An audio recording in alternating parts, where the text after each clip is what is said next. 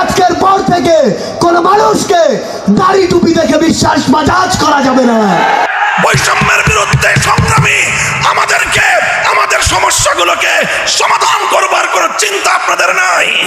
24 ঘন্টার মধ্যে যদি আপনারা কোনো ব্যবস্থা গ্রহণ না করেন, আমরা আপনাদের বিরুদ্ধে ব্যবস্থা গ্রহণ করতে বাধ্য।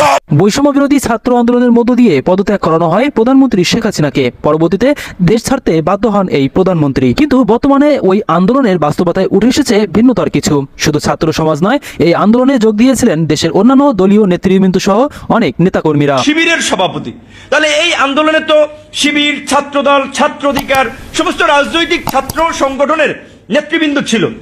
উক্ত সময়ে এককভাবে প্রধানমন্ত্রী শেখ হাসিনাকে দেশ ছাড়তে বাধ্য করলেও বর্তমানে একের পর এক নিজেদের ভেতর তৈরি হচ্ছে বিভেদ সৃষ্টি এবং তৈরি হচ্ছে নিজেদের মধ্যে দূরত্বের ব্যবধান। ইতিমধ্যে মাওলানা মামুনুল হক একটি ভাষণে জানিয়েছেন, দেশের এই অস্থিতিশীল পরিস্থিতি বিরাজমান করছে, যা কোনোভাবেই মেনে নেওয়া সম্ভব নয়। এভাবে দেশ চলতে পারে না। এবং তিনি ইতিমধ্যে 24 ঘন্টা আলটিমেটাম দিয়েছেন উপদেষ্টাদের। এবং তিনি আরো জানিয়েছেন, ছাত্র উপদেষ্টা দিয়ে দেশ চলতে পারে না। দেশকে সঠিক গতিতে চলতে হলে অবশ্যই আমাদের সহায়তা নিতে হবে। এর ব্যতিক্রম হলে দ্রুততার সহিত পদত্যাগ করতে বাধ্য করানো হবে।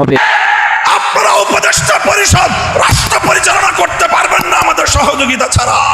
এছাড়াও দেশের বিভিন্ন জেলায় তৈরি হয়েছে বিক্ষোভ মিছিল। উক্ত বিক্ষোভ মিছিলের উদ্দেশ্য প্রধানমন্ত্রী শেখ হাসিনাকে সুষ্ঠু মর্যাদায় দেশে ফিরিয়ে নিয়ে আসা।